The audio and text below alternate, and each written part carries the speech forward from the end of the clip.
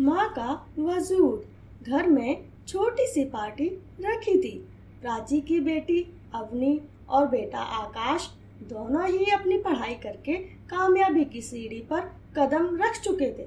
पर प्राची का मन पार्टी के दौरान भी थोड़ा उदास और मन खिन्न था।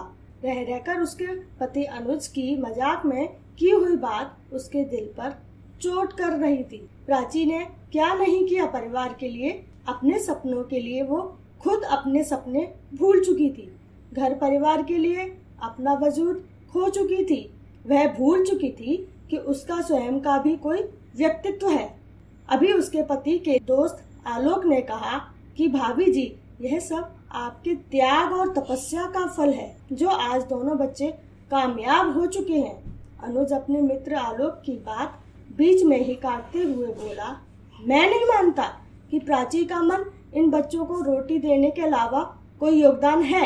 ऐसा तो हर औरत घर और बच्चों के लिए करती ही है। बच्चों को महंगे स्कूल में मैंने पढ़ाया, इनके भविष्य की दिशा मैंने निर्धारित की, मैंने ही इनकी पढ़ाई में पैसा पानी की तरह खर्च किया, जिससे इनकी सफलता का क्रेडिट सिर्फ और सिर्फ मुझे जाता है। कहकर अनुज जोर से हंस पड़ा। बात मजाक में थी, पर प्राची के दिल पर जैसे वज्र सी चोट कर गई। उससे वहां बैठा नहीं गया। वो नाश्ते की ट्रे उठाकर रसोई में आ गई और सबसे नजर बचाकर रोने लगी। सोचने लगी, क्या मैंने जिंदगी भर सिर्फ रोटी बनाने का ही काम किया है? मेरा बस इतना ही वजूद है इस घर में या बच्चों की कामयाबी में?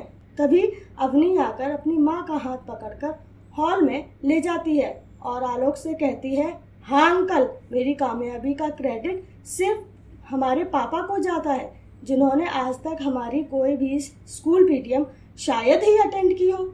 हमारे बचपन में उन्हें शायद इतना भी याद नहीं रहता होगा कि हम कौन सी क्लास में हैं, कौन से सेक्शन में हैं, किससे ट्यूशन लेना है, किस सब्जेक्ट में हम कमज़ोर हैं, कब तक फीस जमा करनी है।